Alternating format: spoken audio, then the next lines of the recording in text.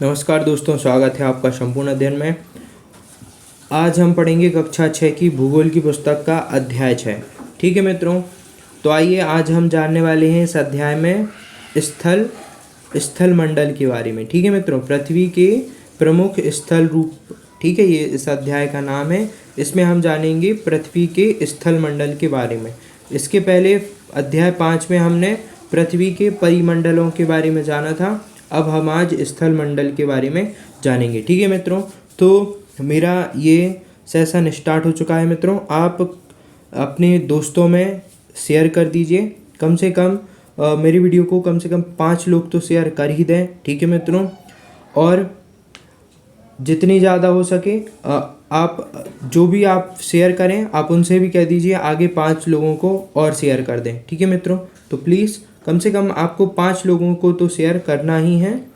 फिर ठीक है मित्रों, कम से कम मेरी वीडियो पे आप 15 लाइक कर दीजिए। ठीक है मित्रों, ये छोटा सा टारगेट है जो आप मेरे लिए कर सकें, तो कृपया कर दें। ठीक है, कम से कम 15 लाइक मेरी वीडियो पे आ जाएं और 5 शेयर। ठीक है मित्रों, और 5 सब्सक्राइबर भी अगर आप दे सकते हैं तो प्लीज़ 5 सब्सक्राइबर भी दे दें।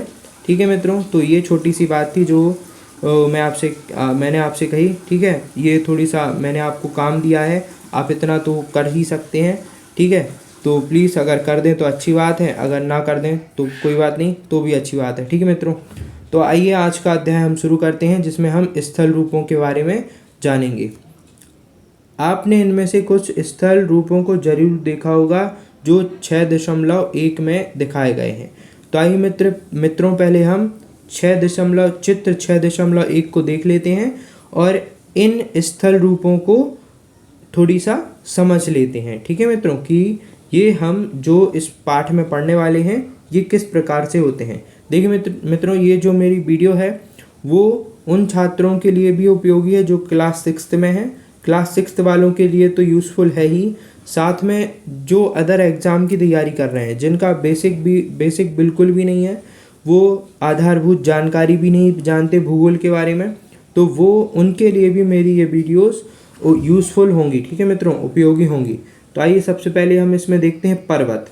ठीक है, आप देख पा रहे होंगे इस चित्र में ये ऊंची ऊंची जगह हैं। ठीक है, ये सारी जितनी ऊंची जगह है और ये बहुत नोकदार। ठीक है, कुछ नोकदार है, आप यहाँ पे देख रहे होंगे नोक नुमा है ये। इसमें देखिए ऊपर क्या है, नोक बनी हुई है, यहाँ पे ऐसा ढलान सा बना है। ठीक है, तो ये सारे क्या होते हैं, पर्वत होते हैं। ठीक है, अब यही पर्वत अगर लाइन से होते हैं, ये देखिए लाइन से एक के बाद एक क्रमशः यहाँ एक के बाद एक हैं, तो इन्हें क्या बोल दिया जाता है, फिर पर्वत श्रृंखला बोल दिया जाता है। ठीक है, तो ये हो गई हमारी पर्वत श्रृंखला। और जो कुछ थोड़ी ऊंचे होते हैं, जैसे ये देखिए ये पर्वत जितना ऊंचा तो नहीं है लेकिन थोड़ी ऊंचा है, तो उसे क्या बोल दिया जाता है, पहाड़ी बोल देते हैं। ठीक है, जो बहुत ज़्यादा ऊंचा नहीं होता, थोड़ी कम ऊंचा होता है, तो उसे पहाड़ी बोल देते हैं। ठीक, अब इन्हीं पर्वत और पहाड़ी के बीच में इन्हीं पर्वत और पहाड़ियों के बीच में एक छोटा सा कटोरा जैसा एक भूक्षेत्र बन जाता है। ठीक है, आपने कटोरा या कटोरी देखी होगी, तो ऐसा लंबा सा कटोरे जैसा एक भूक्षेत्र बन जाता है, जिसे क्या बोलते हैं, घाटी बोलते हैं। ठीक है मित्रों, क्या बोलते हैं, इसी को हम क्या बोलते हैं, घाटी बोलते हैं। ठीक है, अब पठार क्या होता है मित्रों, जो मैदानी क्षेत्र से ऊंचा होता है लेकिन पर्वतीय क्षेत्र से नीचा होता है, और पठार के ऊपर समतल जगह होती है। ठीक है, पठार कैसा होता है, जमीन से मैदानी क्षेत्र से ऊंचा होगा और पर्वतीय क्षेत्र से नीचा होगा, और इसका जो ऊपरी हिस्सा है वो कैसा होगा, समतल होगा। ठीक है मित्रों, तो आप ऐसे समझ सकते हैं कि मान लीजिए हमारे घर में कोई टेबल रखी है, तो उस टेबल के समान होता है पठार। समझ कीजिए क्या होता है, पठार कैसा होता है, एक टेबल के समान। जैसे हमारी टेबल क्या होती है, थोड़ी सी ऊंची होती है, फिर ऊपर से बिल्कुल समतल होती है, तो इसी प्रकार का कुछ हमारा पठार होता है। अब आइए जानते हैं मैदान के बारे में। तो आप मैदान देख पा रहे होंगे यहाँ पे किस तरीके का होता है मैदान, ऐसा होता है मैदान जिसपे हम खेती वगैरह कर पाते हैं। ठीक है, तो ये होता है मैदान। अब देखिए ये आ रही है हमारी मुख्य नदी, तो जो पूरी सीधी बहती हुई आती है पर्वत से लेके आगे तक, तो उसे क्या बोलते हैं, मुख्य नदी बोलते हैं। अब इसी मुख्य नदी में कुछ छोटी छोटी नदियाँ आके जुड़ जाती हैं, जैसे एक इसमें जुड़ गई आके, तो ये क्या हो जाती है फिर सहायक नदी। बोला जाता है। ठीक है मित्रों, क्या बोला जाता है इसे? सहायक नदी बोला जाता है। ठीक है, अब देखिए ये नदी बहती बहती कहाँ पे जाती है? ये सीधी जाती है समुद्र में। कहाँ जाती है मित्रों? ये समुद्र में जाती है। तो समुद्र में आप यहाँ पे देख पा रहे होंगे ये डेल्टा बना रही है। तो देखिए डेल्टा बनाती है तो क्या कब बनता है डेल्टा? डेल्टा हम किसे कहते हैं? जब वो ऐसे त्रिकोण बनाए। क्या बनाए? त्रिकोण में ऐसा शेप बनाए, तब हम उसे क्या बोलते हैं? डेल्टा बोलते हैं। ठीक है मित्रों, हम आगे की वीडियो में जानेंगे, आगे की जो और मैं वीडियोस लाऊंगा उसमें हम जानेंगे कि कौन सी नदी डेल्टा बनाती है और कौन सी नदी डेल्टा नहीं बनाती। ठीक है मित्रों, इसके बारे में हम आगे के अध्यायों में जानेंगे। अब आप ये देख पा रहे होंगे ये डेल्टा है। अब डेल्टा में भी यहाँ पे आप छोटी छोटी सी ये आकृतियाँ देख रहे होंगे। तो इन्हें क्या बोलते हैं? इन्हें वितरिका बोलते हैं। क्या बोलते हैं मित्रों? वितरिका बोलते हैं। ठीक, अब ये नदी आगे जाके क्या हुई? नदी समुद्र में गिर गई। तो ये जब समुद्र में गिरती है तो ये डेल्टा बना रही। ठीक है, अब ये इसी क्षेत्र को क्या बोलते हैं? नदी का मुहाना बोलते हैं। ठीक है, क्या बोला जाता है? नदी का मुहाना बोला जाता है। अब देखिए, अब अगला है हमारा प्रायद्वीप। ये प्रायद्वीप, देखिए प्रायद्वीप क्या होता है? 3 तरफ से समुद्र से घिरा हुआ होता है। कितनी तरफ से? 3 तरफ से ये समुद्र से घिरा हुआ होता है। अब इसके लिए ये छोटा स्थल क्षेत्र है। छोटे स्थल क्षेत्र को या किन्हीं भी 2 स्थल क्षेत्रों को, ठीक है, किन्हीं भी 2 स्थल क्षेत्रों को जब एक छोटा सा स्थल क्षेत्र एक दूसरे से जोड़ता है। ठीक है, आप यहाँ पे देख पा रहे होंगे कि ये छोटा सा स्थल क्षेत्र है जो कि इन दोनों स्थल क्षेत्रों को एक दूसरे से जोड़ रहा है। तो इसे क्या बोलते हैं? स्थल संधि बोला जाता है। ठीक है मित्रों, क्या बोला जाता है इसको? स्थल संधि बोला जाता है। ठीक है, अब आप यहाँ पे देखिए, यहाँ पे क्या दी हुई है? झील दी हुई है। तो देखिए झील कैसे बनती है, झील का निर्माण कैसे होता है मित्रों? मैं आपको बताता हूँ अभी झील का निर्माण कैसे होता है।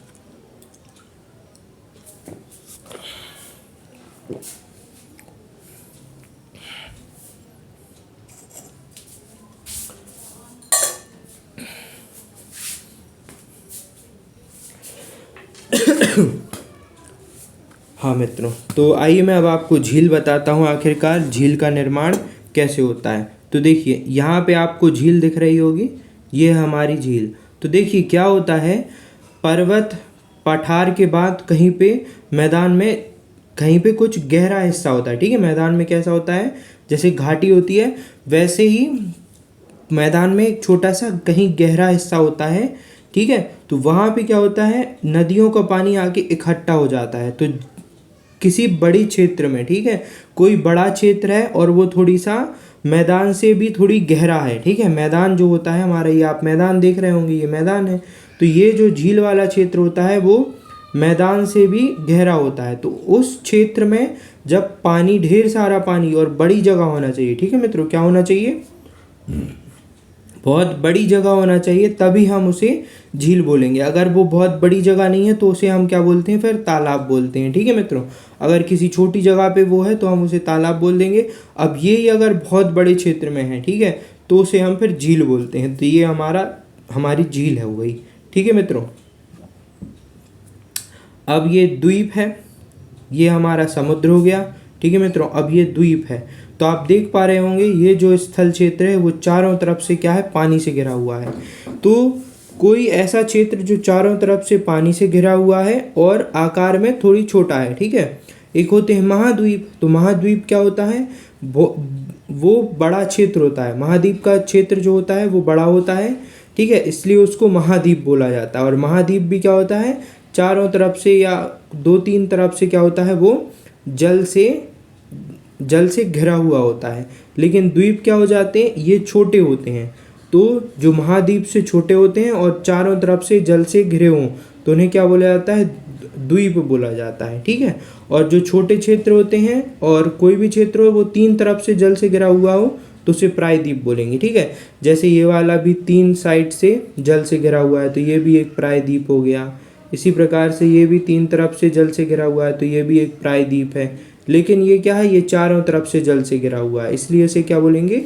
द्वीप बोलेंगे। ठीक है, अब देखिए इस जल क्षेत्र को ये बड़ा जल क्षेत्र है और इधर पे भी अगर हम आगे चित्र बनाए तो यहाँ पे भी हमें एक जल क्षेत्र मिल जाएगा। अब इस बड़े जल क्षेत्र को इस बड़े जल क्षेत्र से एक छोटी सी जगह जोड़ रही है, तो इसे क्या बोलेंगे?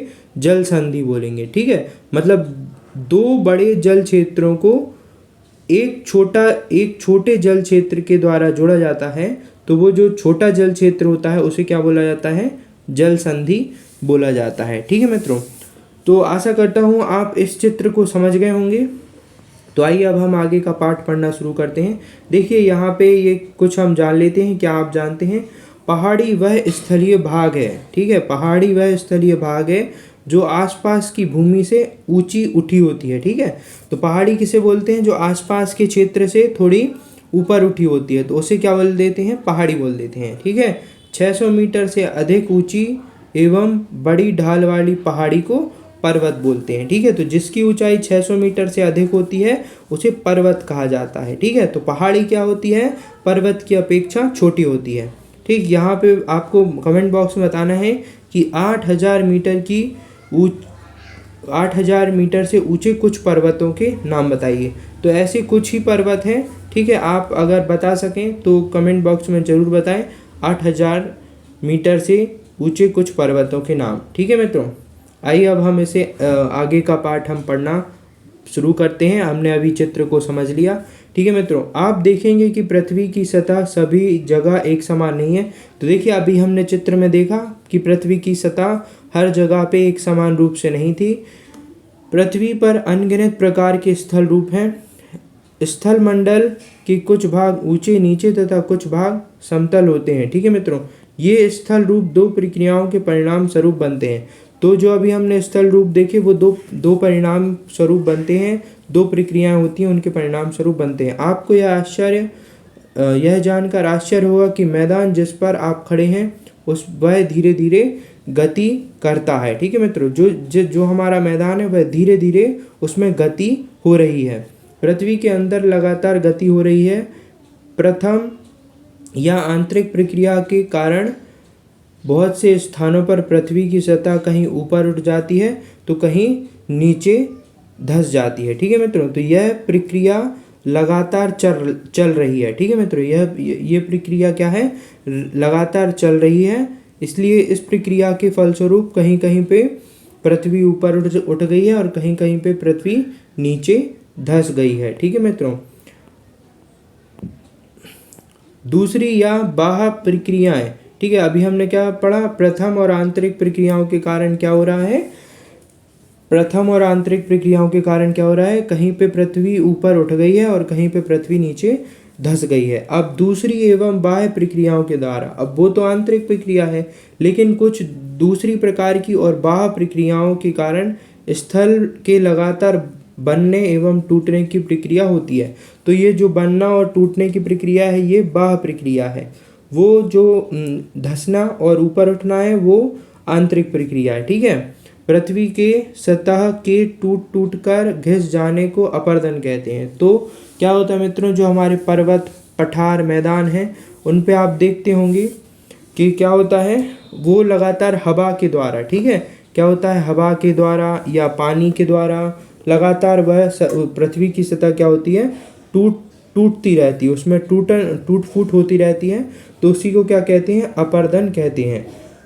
अपरदन की क्रिया के द्वारा सतह नीचे हो जाती है। ठीक है, क्या हो जाती है? अपरदन की क्रिया के द्वारा सतह नीची हो जाती है तथा निक्षेपण की प्रक्रिया द्वारा इनका फिर से निर्माण होता है। ठीक है, तो क्या होता है? अपरदन की प्रक्रिया के द्वारा क्या होता है? वो जो सतह, मतलब अपरदन का मतलब ये है कि मान लीजिए ये आपका मान लीजिए आप कोई टेबल बना रहे हैं, ठीक है, या पुरानी टेबल है तो वो पहले इतनी ऊंची थी, ठीक, फिर आपने उसको यहाँ से, ये ऊंची थी तो आपने उसको यहाँ से घिसा, ठीक है, आपने उसको ऐसे घिसा घिसा घिसा, अब घिस दिया तो अब ये आपकी टेबल कुछ इस प्रकार से ज़्यादा ही घिस गई, कहीं कहीं पे क्या हुई?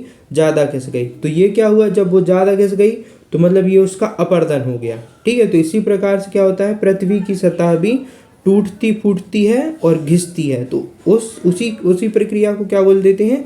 अपरदन बोल देते हैं। अब देखिए हमारी टेबल जब हम टेबल बना रहे थे तो वो क्या हुई, थोड़ी ज़्यादा ही घिस गई या आड़ी तिरछी हो गई। ठीक है, तो अब हम क्या करेंगे, इसको सीधा करने का कोशिश करेंगे। ठीक है, तो अब हम क्या करेंगे, इस पे या तो बुरादा लगाएंगे या कुछ ना कुछ क्रिया करेंगे। तो इसी प्रकार से क्या होता है, प्रकृति में होता है, जब कोई सतह घिस जाती है तो उस पर फिर कुछ निर्माण करते हैं। ठीक है, जैसे ये हमारी टेबल घिस गई थी तो हमने इस पर कुछ और चीज़ लगाई, बुरादा लगाया या दूसरी लकड़ी लगाई, तो उस पर रखा कुल मिला के, तो उस प्रक्रिया को क्या बोल देते हैं, निक्षेपण बोल देते हैं। ठीक है, निक्षेपण की प्रक्रिया के द्वारा इसका फिर से निर्माण होता है। तो इसी प्रकार से हमने क्या किया, टेबल का निर्माण किया, तो वही क्या हो गया, निक्षेपण हो गया। तो निक्षेपण के द्वारा क्या होता है, निर्माण होता है, और अपर्दन प्रक्रिया के द्वारा क्या होता है, किसी भी चीज़ का टूटना फूटना, मतलब मुख्य रूप से पृथ्वी की सतह का टूटना या घिसना क्या कहलाता है, अपर्दन कहलाता है। जबकि किसी भी पृथ्वी की सतह पर क्या निर्माण होना निक्षेपण कहलाता है। ये दो प्रक्रियाएं बहते हुए जल, वायु तथा बर्फ के द्वारा होती हैं। ठीक है मित्रों, देखिए हवा चलेगी तो क्या होता है, आपने देखा है धूल उड़ती है।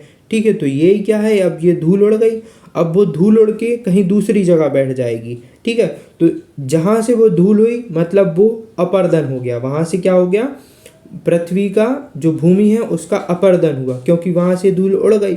अब जैसे ही हवा है, जो हवा शांत होगी, वायु क्या होगी, जो पवन है, पवन जो गतिशील वायु होती है उसको पवन बोलते हैं। अब वो जब पवन शांत हो जाएगी तो वो जहाँ तक भी धूल को उड़ा के ले जाएगी, तो वो जैसे ही पवन शांत होगी तो वो धूल वहीं पे जम जाएगी। तो ये क्या हुआ, वो यहाँ से हवा धूल उठा के ले गई और किसी दूसरी जगह पे उसने उसको छोड़ दिया। तो ये प्रक्रिया क्या हुई, निक्षेपण हुई। इसी प्रकार से जब बारिश होती है तो आपने देखा होगा कहीं कहीं पे मिट्टी कट जाती है। ठीक है, तो क्या होता है, कहीं कहीं पे मिट्टी कट जाती है, तो वो क्या हुआ, उसका अपर्दन हुआ। अब वो मिट्टी क्या होगी, कट के नीचे वाले क्षेत्र में जम जाएगी, तो वो क्या हो गया, वहाँ पे निक्षेपण हुआ। ठीक है मित्रों, तो आशा करता हूँ अब आप अपर्दन और निक्षेपण को समझ गए होंगे। देखिए जब कभी ये अपर्दन बहुत ही ज़्यादा मात्रा में हो जाता है तो उसे क्या कहते हैं हम, वहाँ पे वो क्या होता है, वो जगह धंस जाती है। ठीक है मित्रों, क्या हो जाती है, वो जगह धंस जाती है। ठीक है, तो उसे हम भूस्खलन बोलते हैं। जब पानी के कारण कोई पर्वत का बड़ा सा टुकड़ा, ठीक है, पर्वत का बड़ा टुकड़ा क्या हो, गिर जाए, तो उसे हम क्या बोलते हैं मित्रों। ठीक है मित्रों, अभी मैंने आपको बताया उसे बोलते हैं, जैसे कोई पर्वत गिर गया तो उसे हम भूस्खलन बोलते हैं। ठीक है मित्रों, हम विभिन्न स्थल रूपों को उनकी ऊंचाई एवं ढाल के आधार पर पर्वतों, पहाड़ों, पठारों एवं मैदानों में वर्गीकृत करते हैं। ठीक है, तो देखिए ये सारी चीज़ें हमारे स्थल क्षेत्र में अलग अलग ऊंचाई की होती हैं, अलग अलग ढाल होती है इनकी, तो उसी प्रकार से उन्हें वर्गीकृत किया गया है ऊंचाई और ढाल के आधार पर। ठीक है, तो कुछ ऊंचाई के आधार पर हम इन्हें पर्वत, पठार और मैदानों में बांटते हैं। ठीक है मित्रों, अब सबसे पहले इस क्रम में हम पर्वत जानेंगे कि पर्वत क्या होता है। पर्वत पृथ्वी की सतह की प्राकृतिक ऊंचाई है। ठीक है, तो जो पर्वत है वो क्या है, पृथ्वी की सतह की प्राकृतिक ऊंचाई है। पर्वत का शिखर छोटा होता है, ठीक है, और आधार क्या होता है, चौड़ा होता है। ठीक है, तो पर्वत ऐसा होता है मित्रों। ठीक है, कैसा होता है पर्वत, कुछ ऐसा होता है, ऊपर से ये सकरा होता है, नीचे से ये चौड़ा होता है। ठीक है, यह आसपास के क्षेत्र से बहुत ऊंचा होता है। कुछ पहाड़ बादलों से भी ऊंचे होते हैं। जैसे जैसे आप ऊंचाई पर जाएंगे जलवायु ठंडी होती जाती है।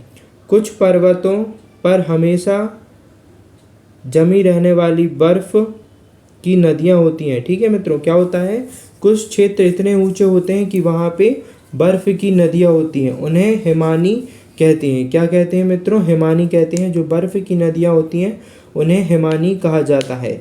यहाँ कुछ ऐसे पर्वत हैं जो समुद्र के भीतर हैं तथा जिन्हें आप नहीं देख सकते। ठीक है मित्रों, कुछ पर्वत ऐसे भी हैं जो समुद्र के नीचे हैं जिन्हें हम नहीं देख सकते। कठोर जलवायु होने के कारण पर्वतीय क्षेत्र में बहुत कम लोग निवास करते हैं। तो पर्वतीय क्षेत्र की जलवायु कैसी होती है? बहुत ही कठोर जलवायु होती है, इसलिए यहाँ पर बहुत कम रहते हैं। वहाँ का धरातल खड़ी ढाल वाला होता है। ठीक है, वहाँ का धरातल कैसा होता है? खड़ी ढाल वाला होता है। कृषि योग्य भूमि की कमी होती है। तो यहाँ पे क्या होती है? कृषि योग्य भूमि नहीं मिलती। पर्वत एक रेखा के क्रम में भी व्यवस्थित हो सकता है। ठीक है, पर्वत क्या है? एक रेखा के क्रम में भी व्यवस्थित हो सकता है, जिसे क्या कहते हैं? श्रृंखला कहते हैं। ठीक है मित्रों, तो मैंने आपको चित्र में बताया था कि श्रृंखला किसे कहते हैं। बहुत से पर्वतीय तंत्र समानांतर श्रृंखला के क्रम में होते हैं, जो सैकड़ों किलोमीटर में फैले होते हैं। हिमालय, आल्प्स तथा एंडीज क्रमशः एशिया, यूरोप एवं दक्षिण अमेरिका की पर्वत श्रृंखलाएं हैं। ठीक है मित्रों, तो इसके बारे में हमने अध्याय 5 में भी जाना था। पर्वतों की ऊंचाई एवं आकार में भिन्नता होती है। ठीक है, तो जो पर्वतों की ऊंचाई होती है और आकार, उनमें भिन्नता होती है। इसी के आधार पर इन्हें 3 प्रकार में बांटा गया है। तो बलित पर्वत, फिर भ्रंशोत्थ पर्वत और ज्वालामुखी पर्वत। तो ये 3 प्रकार के पर्वत हैं। हिमालय तथा आल्प्स बलित पर्वत है। हिमालय और आल्प्स क्या हैं? ये बलित पर्वत हैं, जिनकी सतह उबड़ खाबड़ तथा शिखर शंक्वा आकार होता है। मतलब इस प्रकार से त्रिकोण होता है। ठीक है मित्रों, ऊपर से नोकदार। भारत की अरावली श्रृंखला विश्व की सबसे पुरानी बलित पर्वत श्रृंखला है। अपर्दन की प्रक्रिया के कारण यह श्रृंखला घिस गई है। ठीक है मित्रों, तो अपर्दन, अभी मैंने आपको बताया था अपर्दन की प्रक्रिया, तो उसी के कारण इसका लगातार अपर्दन हो रहा है, इसलिए ये क्या हुई है? घिस गई है। उत्तरी अमेरिका के अपलेशियन तथा रूस के यूराल पर्वत गोलाकार दिखाई देते हैं। ठीक है मित्रों, गोलाकार मतलब कुछ इस तरीके की। तो ये भी क्यों है? क्योंकि ये भी अपर्दन के कारण है। ठीक है, इनकी ऊंचाई कम है। ये बहुत पुराने बलित पर्वत हैं। ये भी क्या है? बहुत पुराने बलित पर्वत हैं। जबकि जब बहुत बड़ा भाग टूट जाता है तब ऊर्ध्वाधर रूप में व्यवस्थित हो जाता है, तब भ्रंशोत्थ पर्वत का निर्माण होता है। ठीक है मित्रों, तो क्या होता है? किसी पर्वत से बहुत बड़ा भाग टूट गया तथा ऊर्ध्वाधर रूप में व्यवस्थित हो गया। ठीक है, वही टुकड़ा क्या हुआ? टूट के ऊर्ध्वाधर रूप में व्यवस्थित हो गया, तो उस पर्वत को क्या बोल देंगे? भ्रंशोत्थ पर्वत बोल देंगे। ठीक है, उस समय क्या हुआ? भ्रंशोत्थ पर्वत का निर्माण होगा।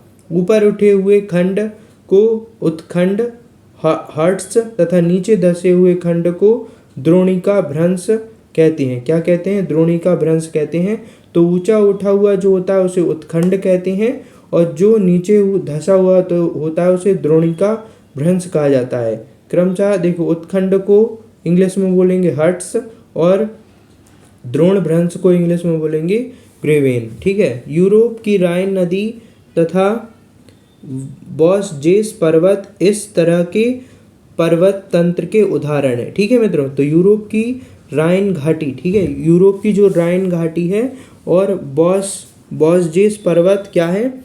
इसी तरह का पर्वत तंत्र का उदाहरण है। किस तरह का? भ्रंशोत्थ पर्वत का उदाहरण है। ठीक है मित्रों, एटलस में दिए गए विश्व मानचित्र से उनकी स्थिति को देखो तथा इस प्रकार की भू आकृति के कुछ और उदाहरणों का पता लगाओ। ठीक है मित्रों, तो देखिए ये दिया है भ्रंशोत्थ पर्वत का उदाहरण। ठीक है, ये है हमारा भ्रंशोत्थ पर्वत। तो क्या होता है? इस प्रकार से भ्रंशोत्थ पर्वत का निर्माण होता है। कुछ भाग ऊंचा होता है, उत्खंड भ्रंश। ठीक है, ये क्या है? उत्खंड भ्रंश है जो ऊंचा है, और द्रोणिका भ्रंश जो नीचे घिस गया है। क्या है? नीचे धस गया है। ठीक है, तो यही क्या होता है? भ्रंशोत्थ पर्वत होता है इस प्रकार का। ठीक है मित्रों, तो आशा करता हूँ आप भ्रंशोत्थ पर्वत समझ गए होंगे। अब आइए आगे पढ़ते हैं ज्वालामुखी पर्वत के बारे में। ज्वालामुखी पर्वत ज्वालामुखी क्रिया के कारण बनते हैं। अफ्रीका का माउंट किलिमंजारो तथा जापान का फ्यूजियामा इस तरह के पर्वतों का उदाहरण है। ठीक है मित्रों, तो ज्वालामुखी का पर्वत क्यों बनता है? क्योंकि जब किसी भी भू क्षेत्र में ज्वालामुखी फटता है, ठीक है, ज्वालामुखी का उद्गार होता है, तो उसके फलस्वरूप जो पर्वत बनता है उसे ज्वालामुखी पर्वत कहते हैं। तो यहाँ पे 2 दिए हैं, एक अफ्रीका का माउंट किलिमंजारो तथा एक जापान का फ्यूजियामा पर्वत के नाम, यहाँ पे 2 ज्वालामुखी पर्वतों के नाम दिए हैं। ठीक है मित्रों, देखिए मैं आपको समझा रहा हूँ, आप इसे ध्यान से सुनिए। आप अगर इसे ध्यान से सुनेंगे तो आपसे सारे प्रश्नों के उत्तर बनेंगे। ठीक है, यहाँ पे देखिए, यहीं पे बहुत से प्रश्न बनते जा रहे हैं, आप उन्हें ध्यान से सुनिए और समझिए और अपने हिसाब से आप इसे नोट करते जा सकते हैं। ठीक है, तो देखिए अफ्रीका में कौन सा ज्वालामुखी पर्वत है, तो यहीं पे यही प्रश्न बन गया कि अफ्रीका में कौन सा ज्वालामुखी पर्वत है, तो कौन सा ज्वालामुखी पर्वत है, माउंट किलिमंजारो। अब यह आ जाएगा फ्यूजियामा क्या है। ठीक है मित्रों, तो वहाँ पे लिख दिया जाएगा पर्वत, पठार, ज्वालामुखी पर्वत या पहाड़ी, तो क्या बोलेंगे आप, ज्वालामुखी पहाड़ी है, ज्वालामुखी पर्वत है क्या हमारा, फ्यूजियामा। ठीक है, और कहाँ पे स्थित है, जापान में। तो इस प्रकार से आप नोट कर सकते हैं अपने प्रश्न स्वयं से। ठीक है मित्रों, पर्वत बहुत लाभदायक होते हैं। पर्वत जल के संग्रहगार होते हैं। ठीक है, जो पर्वत होते हैं वो जल के संग्रहगार होते हैं। बहुत सी नदियों का स्रोत पर्वत में स्थित हिमनदों से होता है। जलाशयों के जल को लोगों तक पहुंचाया जाता है। ठीक है, जलाशय क्या क्या होता है, जलाशय के जल को लोगों तक पहुंचाया जाता है। पर्वतों के जल का उपयोग सिंचाई, पन बिजली के उत्पन्न में भी किया जाता है। नदी घाटी तथा वेदिकाएं कृषि के लिए उपयुक्त होती हैं। पर्वत में अलग अलग प्रकार की वनस्पतियां, जीव जंतु पाए जाते हैं। तो देखिए यहाँ पे हमें पर्वत की उपयोगिता बताई जा रही है कि हमारे लिए पर्वत क्यों उपयोग है। ठीक है मित्रों, तो यहाँ पे एक प्रश्न और बनता है कि हमारे लिए पर्वत क्यों उपयोगी हैं। तो देखिए यहाँ पे बहुत से पॉइंट हैं, आप उन पॉइंटों को मैंने अभी पढ़ा, आप उन्हें लिख सकते हैं इस प्रश्न के साथ में कि पर्वत क्यों उपयोगी है। वनों से हमें ईंधन, चारा, आश्रय तथा दूसरे उत्पादक जैसे गोंद, रेजिन इत्यादि प्राप्त होते हैं। सैलानियों के लिए पर्वत भाग उपयुक्त स्थान है जहां वे घूमने जा सकते हैं। वे पर्वतों की यात्रा उनकी प्राकृतिक सुंदरता को देखने के लिए वहां पे जाते हैं। विभिन्न प्रकार के खेल जैसे पैराग्लाइडिंग, हैंड ग्लाइडिंग, रिवर साफ्टिंग तथा स्कीइंग पर्वतों की प्रचलित खेल हैं। क्या आप हिमालय में स्थित कुछ ऐसे स्थानों के नाम बता सकते हैं जहां ये खेल खेले जाते हैं। तो हाँ मित्रों, बहुत सी जगह पे ये खेल खेले जाते हैं। मैं आपको किसी और वीडियो में इन सब के बारे में बताऊंगा। इससे पहले हम ऊपर एक और चित्र दिया हुआ था, उसे हम देख लेते हैं। तो ये देखिए, ये है हमारा पर्वत। ठीक है, ये आप यहाँ पे बलित पर्वत, ये क्या दिए हुए हैं, बलित पर्वत। तो बलित पर्वत कुछ इस प्रकार के होते हैं हमारे बलित पर्वत। एक ये बलित पर्वत का उदाहरण है, आप ये देख पा रहे होंगे ऊपर से कैसे हैं, नोकदार है। और इनकी चढ़ाई कैसी है, ये चढ़ाई आप देख पा रहे होंगे। घाटी इनकी कैसी है, बहुत ही तीखी ढाल है इनकी। कैसी ढाल है, तीखी ढाल है। ठीक है, तो ये बलित पर्वत है और ये ऊपरी भाग भूपरपटी है। ठीक है, क्या आप जानते हैं, तो क्या यहाँ पे क्या बताया जा रहा है, प्रशांत महासागर में स्थित मौंकी पर्वत सागर की सतह के नीचे स्थित है। ठीक है मित्रों, तो देखिए कुछ अभी हमने पढ़ा था कि कुछ पर्वत क्या हैं, समुद्र के नीचे भी हैं। तो देखिए प्रशांत महासागर में स्थित मौंकी पर्वत सागर की सतह के नीचे स्थित है। इसकी ऊंचाई कितनी है, 10,250 मीटर, जो एवरेस्ट से भी ऊंचा है। ठीक है मित्रों, तो ये कैसे पड़ा होगा, देखिए हमारे वैज्ञानिक कुछ ना कुछ खोज में लगे रहते हैं। तो जो भूवैज्ञानिक हैं, जो समुद्र का अध्ययन कर रहे होंगे, उन्हें यह पर्वत नीचे से उन्होंने इसकी ऊंचाई नापी होगी। ठीक है मित्रों, तो वो सारी चीज़ों को जानते हैं, तो उन्होंने इस प्रकार से इस पर्वत को खोजा होगा। तो आप इसे याद रखिए कि प्रशांत महासागर में भी एक पर्वत स्थित है जिसका नाम है मौंकी पर्वत। कहाँ पे, हवाई द्वीप समूह में। ठीक है, तो कितने नीचे स्थित है, सतह जो समुद्र की सतह है उससे कितना ऊंचा है, समुद्र के नीचे जो सतह है। ठीक है मित्रों, समुद्र जितना गहरा, आप इसे कह भी सकते हैं कि इसकी गहराई कितनी है, 10,250 मीटर नीचे है। ठीक है मित्रों, नीचे से शुरू होता है और समुद्र की सतह तक आते आते उसकी ऊंचाई हो जाती है 10,205 मीटर। ठीक है मित्रों, 10,205 मीटर। ठीक है, तो ये हमने जान लिया। अब आइए हम आगे जानते हैं। ये देखिए यहाँ पे कुछ और पर्वत दिए हुए हैं। ये है ज्वालामुखी पर्वत। ठीक है, ये ज्वालामुखी उद्गार के कारण ज्वालामुखी पर्वत बनता है। तो ये दिया हुआ है, ये हमारा कहाँ का है, ये हमारा जापान का पर्वत है। ठीक है मित्रों,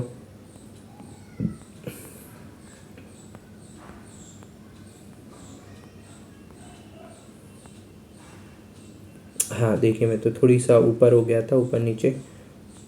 तो देखिए अत्यधिक दाब से मैग्मा का निर्माण हुआ। ठीक है, यहाँ बहुत ज़्यादा दबाव था, तो आप देख पा रहे होंगे यहाँ मैग्मा बना। अब वो जैसे ही दबाव जब ज़्यादा बढ़ता जाता है, तो जब हमारे पेट में भी दबाव पड़ता है तो क्या होता है, इसके बारे में आपको ज़रूर पता होगा। तो इसी प्रकार से पृथ्वी में भी जब दबाव बनता जाता है तो बहुत ज़्यादा दबाव बनता है। तो जब पृथ्वी की सतह उस दबाव को झेल नहीं पाती तो क्या होता है, वो इस प्रकार से ऊपर उठ के ज्वालामुखी का उद्गार हो जाता है। ठीक है, तो इससे क्या हो जाता है, ज्वालामुखी में से राख निकलती है और गैस युक्त बादल बन जाते हैं। ठीक है, तो ये क्या है, लावा बन जाता है। ये लावा बम है, ये जो गिर रहे हैं इसमें लावा गिरता है साथ में, तो उसके साथ लावा के बहुत सारा लावा आता है, तो उसे क्या बोल देते हैं, लावा बम बोलते हैं। ज्वालामुखी शंकु का निर्माण राख और लावा की परतों के जमने से होता है। ठीक है, तो यहाँ से ये परतें इस पे लगातार जमती गई होंगी। ठीक है, तो ये जो लावा क्या होता है, पिघली हुई चट्टानें होती हैं लावा। ठीक है मित्रों, अब आइए अब हम जानते हैं। देखिए ये स्कीइंग कर रहा है, ये पहाड़ पे क्या कर रहा है मित्रों, ये स्कीइंग कर रहा है। ठीक है मित्रों, अब हम जानते हैं पठार के बारे में। किसके बारे में मित्रों, पठार के बारे में। पठार उठी हुई एवं सपाट भूमि होती है।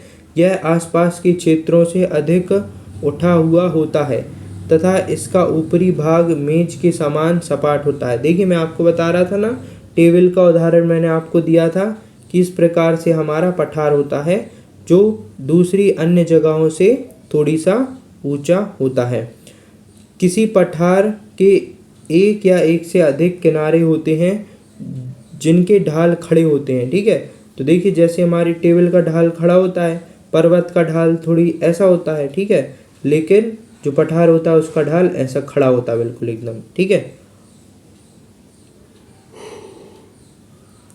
पठारों की ऊंचाई प्रायः कुछ 100 मीटर से लेकर कई हजार मीटर तक हो सकती है। तो पठारों की ऊंचाई भी क्या है, कुछ 100 मीटर से लेकर 1000 मीटर तक हो सकती है। पर्वतों की तरह पठार भी नए या पुराने हो सकते हैं। ठीक है, तो जैसे हमारे पर्वत नए और पुराने थे, उसी प्रकार से पठार भी नए और पुराने होते हैं। ठीक है मित्रों, भारत में दक्कन के पठार पुराने पठारों में से एक है। तो हमारे भारत में एक दक्कन का पठार है। ठीक है मित्रों, जो कि पुराने पठारों में से एक है। केन्या, तंजानिया तथा युगांडा का पूर्वी अफ्रीकी पठार। ठीक है, तो केन्या, तंजानिया एवं युगांडा में संयुक्त रूप से पूर्वी अफ्रीका पठार है। ऑस्ट्रेलिया का पश्चिमी पठार। इस प्रकार के कुछ उदाहरण हैं। तिब्बत का पठार, देखिए मित्रों ये हमारा दिया हुआ है, ये चित्र में ये हमारा पठार। तो इस प्रकार का कुछ पठार होता है, आप देख पा रहे होंगे।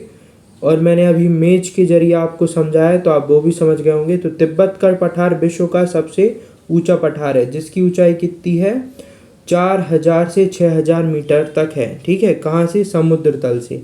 ठीक है, मध्य समुद्र तल से कितनी है, 4000 से 6000 मीटर तक ऊंचा है। पठार बहुत उपयोगी होते हैं क्योंकि इनमें खनिजों की प्रचुरता होती है। यही कारण है कि विश्व के बहुत से खनन क्षेत्र पठारी भागों में स्थित है।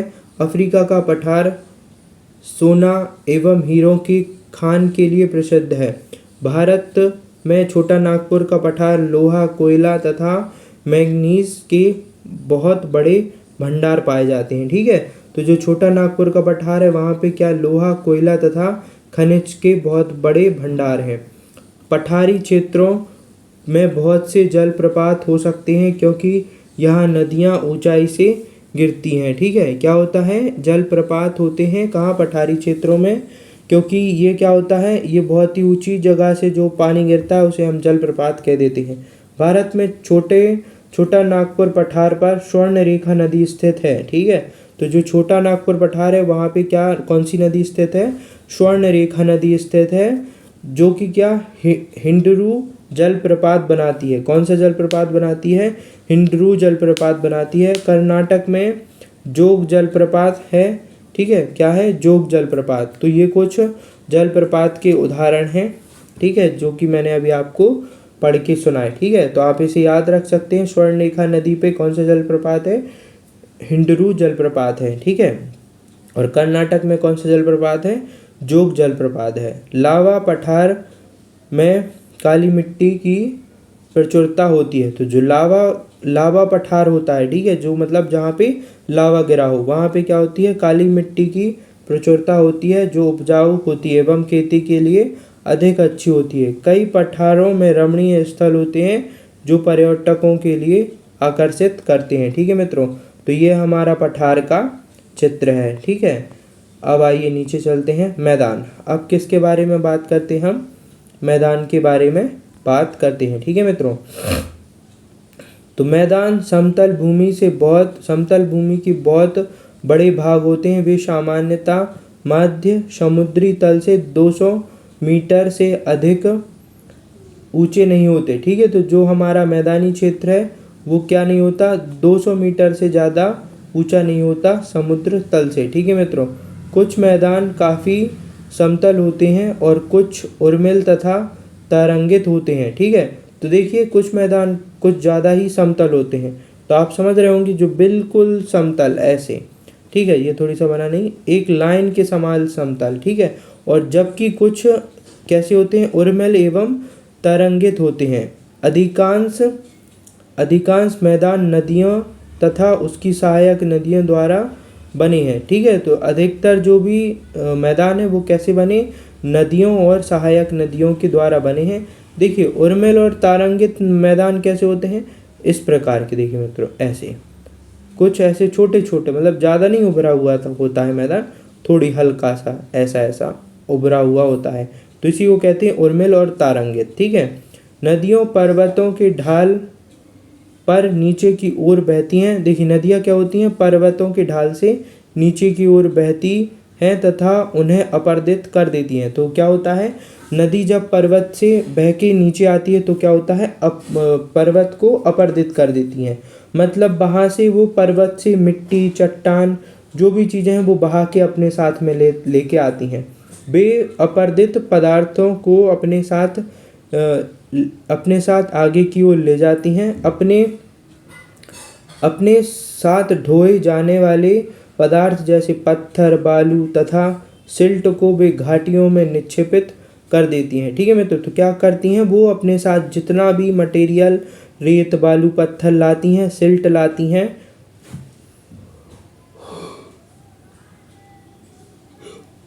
तो वो सिल्ट लाती हैं, वो सारा क्या होता है? घाटी में आके जम जाता है। ठीक है, तो वो क्या होता है? घाटी के ऊपर जम गया तो उसी को क्या बोलते हैं? निक्षेपण बोलते हैं। ठीक है मित्रों, मैंने अभी आपको अपर्दन और निक्षेपण समझाया था। ठीक है, तो वही यहीं पे वो कह रहे हैं, सिल्ट को लाके घाटी में निक्षेपित कर देते हैं। इन्हीं निक्षेपों से मैदान का निर्माण होता है।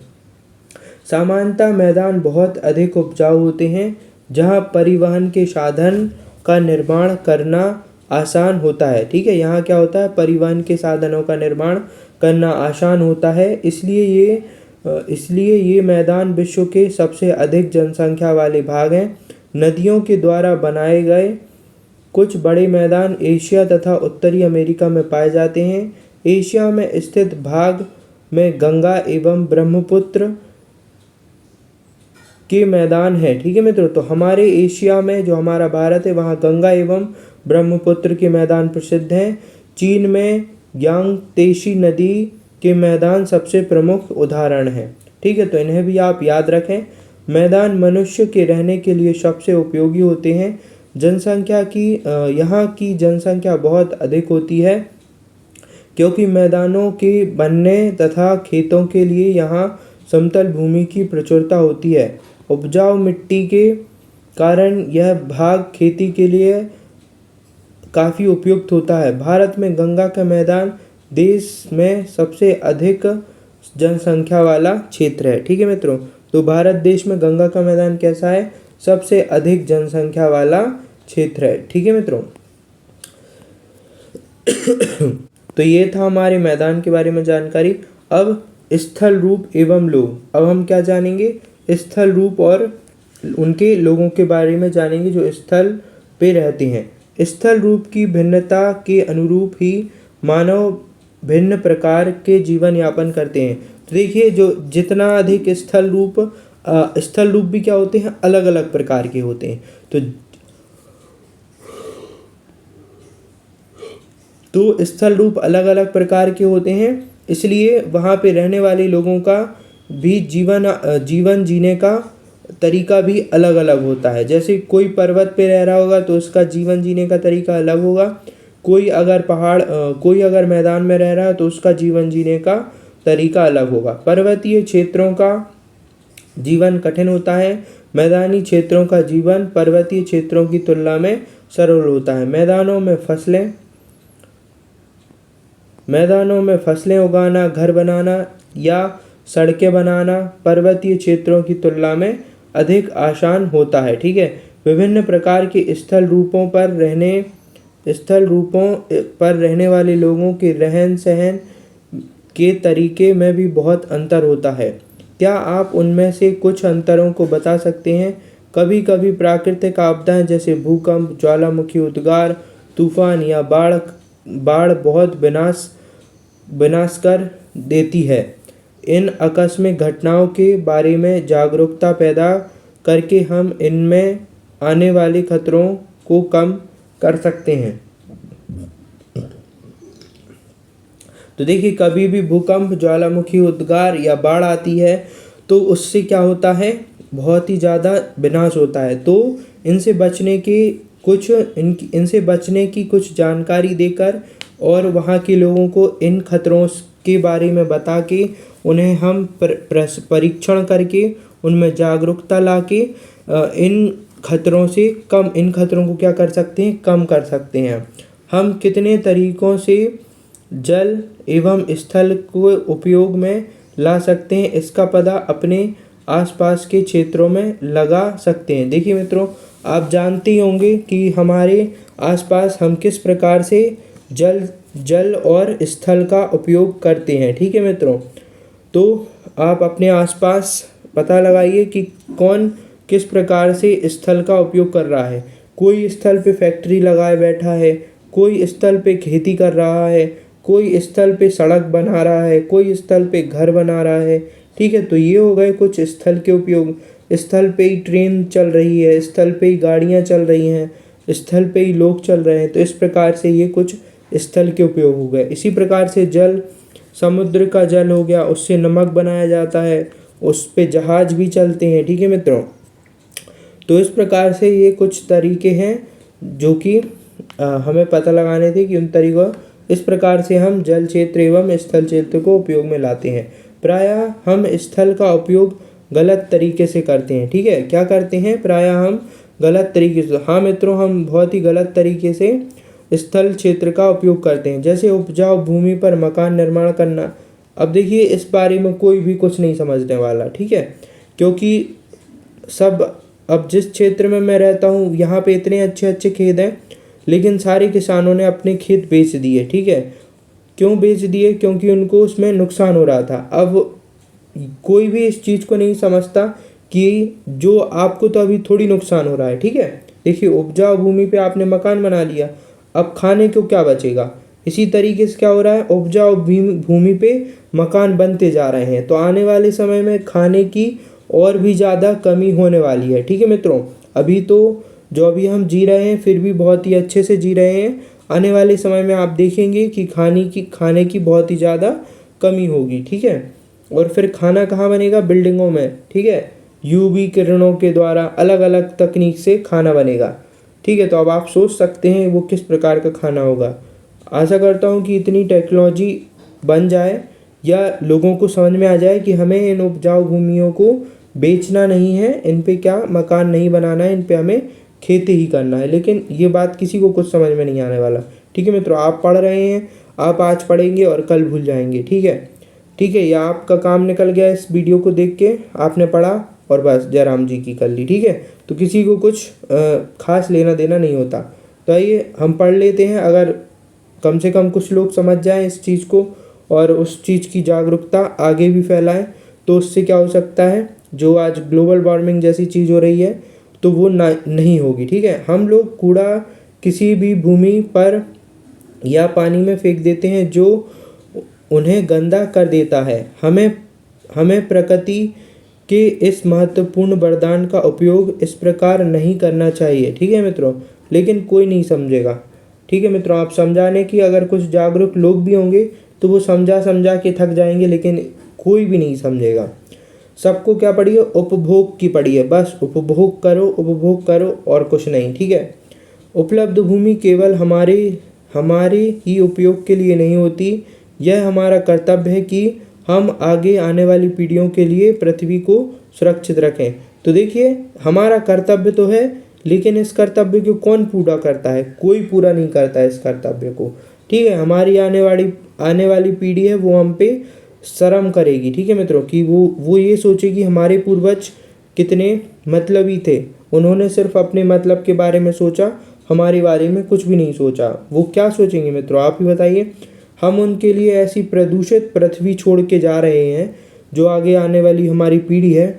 ठीक है, अगर हम अभी भी नहीं सुधरे तो हम इतनी प्रदूषित पृथ्वी छोड़ के जाएंगे कि वो हमारे ऊपर मतलब वो हमें पता नहीं क्या क्या बोलेंगे। ठीक है मित्रों, खैर वो बोलेंगे तो बोलेंगे, उससे किसी को क्या फ़र्क पड़ता है।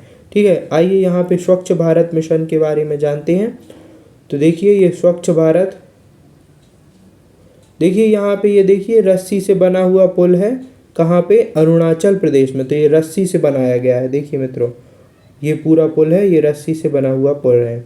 अब देखिए स्वच्छ भारत मिशन क्या है। स्वच्छ भारत मिशन आप सभी लोग इसको जरूर जानते होंगे। स्वच्छ शरीर में स्वच्छ मस्तिष्क निवास करता है और स्वस्थ शरीर के लिए स्वस्थ पर्यावरण, विशेष रूप से साफ जलवायु एवं स्वच्छ वातावरण प्राथमिक आवश्यकताएं हैं। इन सभी प्राथमिक आवश्यकताओं को सभी लोगों को सुलभ कराने हेतु भारत सरकार द्वारा स्वच्छ भारत मिशन कार्यक्रम चलाया जा रहा है। ठीक है मित्रों, ये तो चलाया जा रहा है, लेकिन ये भी पूर्ण रूप से कामयाब नहीं है। ठीक है मित्रों, तो देखिए यहाँ पे हमें कुछ चित्र बताए गए हैं।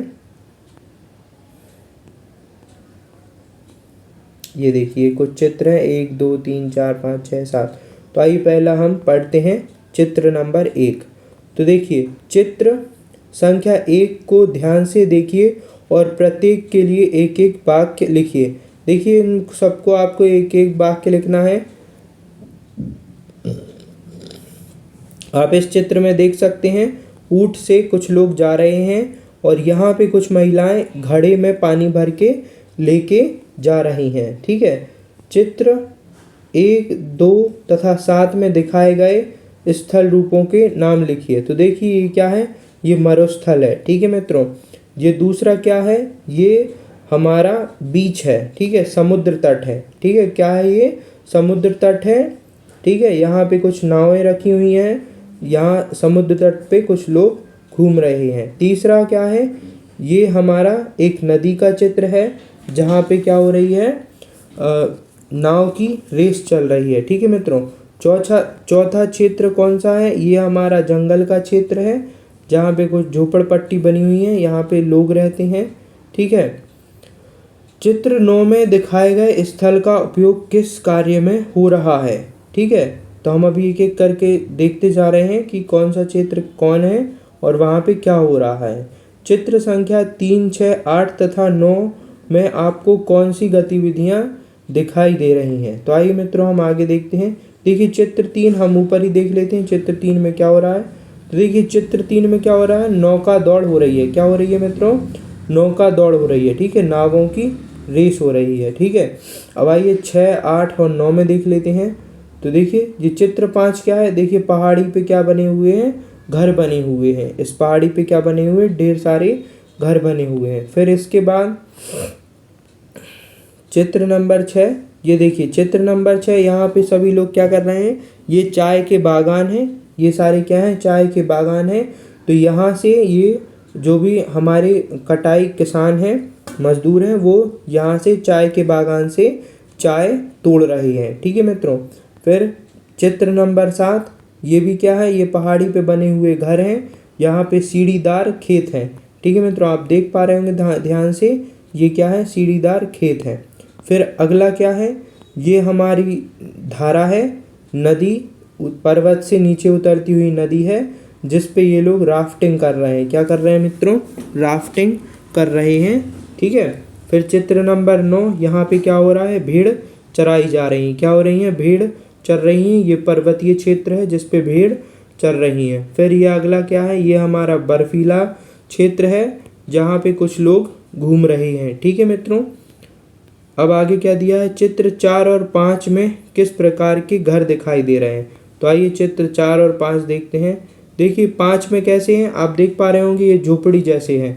ठीक है, कैसे हैं, इस प्रकार से ऐसे झोपड़ी जैसे ये घर हैं। ठीक है मित्रों। अब चित्र 4 में कैसे घर हैं, आइए देखते हैं। देखिए चित्र 4 में कैसे हैं, ये गोल हैं। ठीक है, वो चौकोर थे, ये गोल हैं, शंकुनुमा दिख रहे हैं। ठीक है मित्रों। और वो कैसे थे, वो ऐसे चौकोर थे। ठीक है, ये कैसा, ऐसा गोल शंकु के जैसा है। ठीक है, तो ये दोनों ही चित्रों में अंतर है। अब आगे पढ़ते हैं, आगे क्या दिया हुआ है। चित्र संख्या 3 तथा 8 में दिखाई गई जल क्रीड़ा के बारे में बताइए। तो देखिए वहाँ पे क्या हो रहा था, वहाँ पे नौका दौड़ रही थी, लेकिन यहाँ पे क्या कर रहे हैं, ये पहाड़ी से उतरता हुआ पानी है। क्या है, ये पहाड़ी से उतरता हुआ पानी है, जबकि वो कहाँ था, वो मैदान में बहती हुई नदी थी। ये पहाड़ी पे बहती हुई नदी है। तो यहाँ पे क्या, पहाड़ी के ढाल पे नदी की गति है, जो धारा है वो बहुत ही तेज होती है, लेकिन यही धारा मैदान में आके स्लो हो जाती है। ठीक है मित्रों। अब आगे क्या है, चित्र संख्या 1 तथा 10 में दिखाए गए परिवहन के साधनों के बारे में बताइए। ठीक है, तो यहाँ पे ये है चित्र 10 हमारा। यहाँ पे परिवहन का आपको साधन कुछ दिखाई दे रहा है क्या मित्रों। देखिए यहाँ पे एक कार खड़ी हुई है। यहाँ पे परिवहन का साधन कैसा है, अभी यहाँ पे बर्फ़ पड़ी हुई है, तो यहाँ पे ये पैदल ही जा रहे हैं। ठीक है मित्रों। इस चित्र में मुझे परिवहन का साधन कोई भी नहीं दिख रहा। अगर आपको दिख रहा है तो आप कमेंट बॉक्स में बता सकते हैं। अब आइए चित्र 1 में देख सकते हैं। देखिए यहाँ पे परिवहन का साधन क्या है, ऊँट। ठीक है, चित्र 1 में परिवहन का साधन क्या है, ऊँट है। ठीक है मित्रों। अब हमारा आ गया है अभ्यास। ठीक है, तो अब हम अभ्यास पढ़ेंगे। ठीक है, निम्नलिखित प्रश्नों के उत्तर संक्षेप में दीजिए। तो हमें संक्षेप में देना है। प्रमुख स्थल रूप कौन कौन से हैं। तो देखिए अभी हमने स्थल रूपों के बारे में पढ़ा, पर्वत, पठार, मैदान। तो ये हमारे कुछ प्रमुख स्थल रूप हैं। पर्वत एवं पठार में अंतर क्या है। तो देखिए पर्वतों की ढाल है वो कैसी होती है, थोड़ी सी तिरछी होती है। ठीक है, पर्वतों की ढाल कैसी होती है, तिरछी होती है, जबकि पठारों की ढाल खड़ी होती है। ठीक है, पर्वत हैं वो 600 मीटर से लेके, ठीक है। और एक बात और है, देखिए पर्वत क्या है, 600 मीटर से लेके 600 मीटर से ऊंचे होते हैं। क्या होते हैं, 600 मीटर से ऊंचे होते हैं पर्वत। ठीक है, और जब 600 मीटर तक का जो होता है उसे क्या बोलते हैं, पहाड़ी बोलते हैं। ठीक है, और पर्वतों का ऊपर का क्षेत्र कैसा होता है, या तो गोल होता है या फिर शंक्वा आकार का होता है। जबकि पठार क्या होते हैं, 4000 से 6000 मीटर तक की ऊंचाई के पठार होते हैं। क्या होते हैं, 4000 से 6000 की मीटर तक की ऊंचाई की क्या होते हैं, पठार होते हैं। और पठारों का समतल, पठारों का जो ऊपरी क्षेत्र है वो कैसा होता है, समतल होता है। ठीक है, कैसा होता है, टेबल नुमा होता है। और इनकी जो ढलान है, वो खड़ी होती है। कैसी होती है मित्रों, खड़ी होती है। ठीक है मित्रों, पठारों में क्या पाए जाते हैं, महत्वपूर्ण खनिज पाए जाते हैं। क्या पाए जाते हैं, महत्वपूर्ण खनिज, और बहुत सी पत्थर वगैरह यहीं पे पाए जाते हैं। ठीक है, पर्वत एवं पठार दोनों से ही नदियाँ बहती हैं। पर्वतों को क्या कहा जाता है, जल का संग्राहक कहा जाता है, नदियों का संग्राहक कहा जाता है। तो ये था हमारा पर्वत एवं पठारों में अंतर। पर्वतों के विभिन्न प्रकार कौन कौन से हैं। तो देखिए बलित पर्वत, ज्वालामुखीय पर्वत। देखिए आप यहाँ से इनके उत्तर लिख सकते हैं। ठीक है मित्रों, मैं आपको बताता हूँ। ये देखिए ये पूरा इसका उत्तर है। आप इसे पूरा ध्यान से लिख सकते हैं, ठीक है, शॉर्ट में भी लिख सकते हैं। ये पर्वत यहाँ से शुरू होके यहाँ इन दोनों पेजों पे, ठीक है मित्रों। तो इनमें से आप महत्वपूर्ण पॉइंट समझ के लिख सकते हैं। मैंने आपको पर्वतों के बारे में बता दिया है, ठीक है। मैं आपको इनके प्रकार एक बार फिर से बता देता हूँ। तो देखिए, ये हमारे पर्वतों के प्रकार हैं: बलित पर्वत, भ्रंशोत पर्वत और ज्वालामुखी पर्वत, ठीक है। इन सभी पर्वतों के बारे में आप स्वयं ही अपने शब्दों में लिख सकते हैं। इनमें से महत्वपूर्ण पॉइंट छांट लीजिए। बाकी मैंने इन्हें आपको पढ़ के सुना दिया है और समझा भी दिया है, ठीक है। यहाँ कुछ पर्वतों के उदाहरण हैं: हिमालय, आल्प्स, ठीक है। तो ये पर्वतों के उदाहरण हैं। अलावरी, ठीक है, किलिमंजारो, फ्यूजियामा। तो ये कुछ पर्वतों के नाम हैं, ठीक है। तो आप इस प्रकार से पर्वतों के बारे में लिख सकते हैं। अब आइए अगला प्रश्न देखते हैं। हमारा अगला प्रश्न क्या है? मनुष्यों के लिए पर्वत किस प्रकार उपयोगी हैं? तो देखिए, हमने अभी ऊपर देखा था मनुष्यों के लिए पर्वत किस प्रकार उपयोगी हैं। आइए मैं फिर से आपको एक बार बता देता हूँ कि मनुष्यों के लिए पर्वत किस प्रकार से उपयोगी हैं, ठीक है मित्रों। तो आइए फिर से हम पर्वतों पे चलते हैं। तो ये हमारा पर्वत, अब देखिए यहाँ से हमारा ये पर्वत का पूरा उत्तर है कि पर्वत हमारे लिए क्यों उपयोगी हैं। ये पूरा यहाँ से लेके यहाँ तक ये उत्तर है कि हमारे लिए पर्वत क्यों उपयोगी हैं। तो देखिए, मैं आपको पढ़ के एक बार फिर से समझा देता हूँ, बता देता हूँ कि पर्वत हमारे लिए क्यों उपयोगी हैं।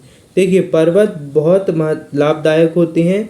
पर्वत जल के संग्रहगार होते हैं। बहुत सी नदियों के स्रोत पर्वत होते हैं, ठीक है। ये नदियां हैं हिमनदों से होकर निकलती हैं। जलाशयों के जल को लोगों तक पहुंचाया जाता है। पर्वत के जल का उपयोग सिंचाई, पनबिजली के उत्पादन में किया जाता है। नदी, घाटियां तथा वेदिकाएं कृषि के लिए उपयुक्त होती हैं। पर्वतों में अलग अलग प्रकार की वनस्पतियां, जीव जंतु पाए जाते हैं। वनों से ईंधन, चारा, आश्रय तथा दूसरे उत्पाद जैसे गोंद, रेजिन इत्यादि प्राप्त होते हैं। सैलानियों के लिए पर्वत भाग उपयुक्त है। वे पर्वत की यात्रा उनकी सुंदरता को देखने के लिए जाती हैं, ठीक है। वे पर्वतों की यात्रा क्यों करते हैं? क्योंकि वो उनकी सुंदरता को देखने के लिए जाते हैं। विभिन्न प्रकार के खेल जैसे paragliding, hang gliding, river rafting तथा स्कीइंग पर्वतों पर संचालित खेल है, ठीक है मित्रों। तो ये इसलिए पर्वत हमारे लिए क्या है?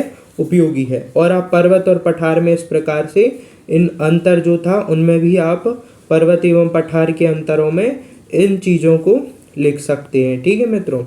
अब आइए अगला प्रश्न देखते हैं। अगला प्रश्न क्या है हमारा?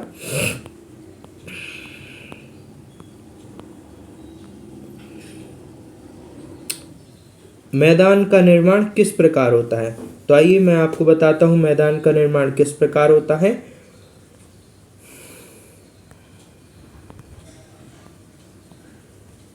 तो ये हमारा मैदान किस प्रकार से होता है। तो देखिए, हाँ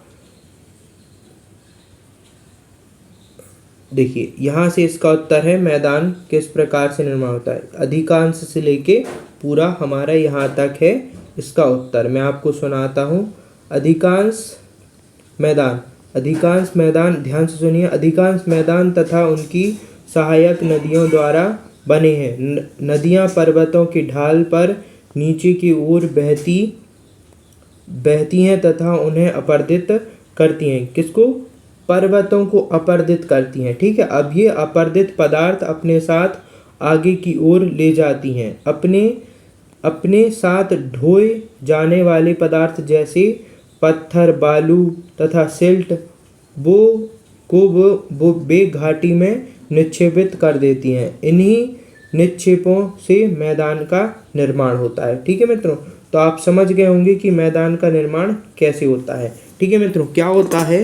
पर्वत से नदियाँ क्या है अपने साथ पर्वतों को अपर्दित करती हैं, ठीक है मित्रों। क्या करती हैं? नदियाँ जब बरसात के मौसम में या बरसात के मौसम में खास तौर पर बरसात के मौसम में क्या होता है, जब नदियाँ पर्वत से बह के नीचे की ओर आती हैं तो वो पहाड़ों को अपर्दित करती हुई आती हैं, अपने साथ अपर्दित पदार्थ लाती हैं।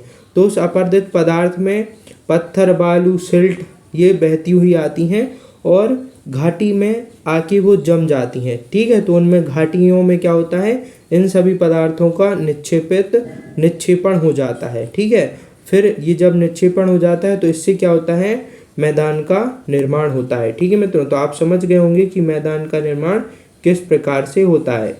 इन सारे प्रश्नों के उत्तर इन्हीं पाठों में दिए हैं। नदियों द्वारा निर्मित मैदान सघन जनसंख्या वाले होते हैं। तो ये क्यों होते हैं, तो देखिए मित्रों, नदियों जो मैदान होते हैं, मैदान पर सघन जनसंख्या इसलिए होती है क्योंकि जब नदियाँ अपर्दित पदार्थ बहा के लाती हैं तो वो अपर्दित पदार्थ क्या होते हैं, बहुत ही उपजाऊ होते हैं। ठीक है, वो जो नदियाँ अपने साथ अपर्दित पदार्थ लाती हैं तो उससे मैदान का निर्माण होता है। तो वो नई मिट्टी जो आती है वो बहुत ही उपजाऊ होती है। ठीक है, नई मिट्टी क्या होती है, बहुत ही उपजाऊ होती है, जिसके कारण यहाँ पे खाना पीना आसानी से मिलता है। मैदान प्लेन होता है तो यहाँ पे परिवहन करना, आना जाना, चलना फिरना भी बहुत ही आसान होता है। तो इसी वजह से ये क्या है, यहाँ पे सघन जनसंख्या होती है। देखिए मैं आपको इसका उत्तर इस पाठ में ही बता देता हूँ, जहाँ से आप सीधे सीधे लिख लीजिए। देखिए ये दिया है इसका उत्तर, इस वाले पैराग्राफ में आप यहाँ से उत्तर लिख सकते हैं। ठीक है, ये इतना पूरा है, यहाँ से आप इसका उत्तर आसानी से लिख सकते हैं। ठीक है मित्रों, तो आप इसे एक बार ध्यान से पढ़िए और यहाँ से इसका उत्तर लिख लीजिए। ठीक है मित्रों, यहाँ पे इसमें कुछ पॉइंट हैं जो कि आपके लिए उपयोगी हैं, आप यहाँ से अच्छे से अपने पॉइंट बना के लिख सकते हैं। ठीक है मित्रों, तो मैंने आपको शॉर्ट में बता दिया कि मैदानी क्षेत्र लोगों के लिए रहने के लिए आवश्यक क्यों है और यहाँ पे जनसंख्या अधिक क्यों पाई जाती है, उसका कारण मैंने आपको बता दिया। क्योंकि यहाँ पे खेती आसानी से की जा सकती है और यहाँ पे परिवहन करना आसान होता है। इन्हीं कुछ कारणों की वजह से जनसंख्या मैदान में अधिक होती है। ठीक है, पर्वतों पे जनसंख्या क्यों होती है, क्योंकि पर्वतीय क्षेत्र पे रहना बहुत ही कठिन काम है। कैसा है, पर्वतीय क्षेत्र पर रहना बहुत ही कठिन काम है। यहाँ पे खाने के साधन भी नहीं होता, परिवहन के भी साधन नहीं होते, यहाँ पे कृषि योग्य भूमि भी नहीं होती, इसलिए पर्वतों पर रहना बहुत ही कठिन होता है। आइए मैं इसका भी बता देता हूँ, यहाँ पे लिखा हुआ है,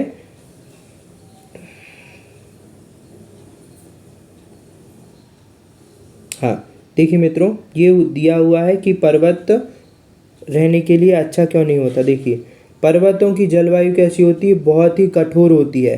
ठीक है, तो इसका यहाँ तक उत्तर है पूरा ये। ठीक है मित्रों, क्या है, कठोर जलवायु होने के कारण पर्वतीय क्षेत्र पर बहुत कम लोग रहते हैं।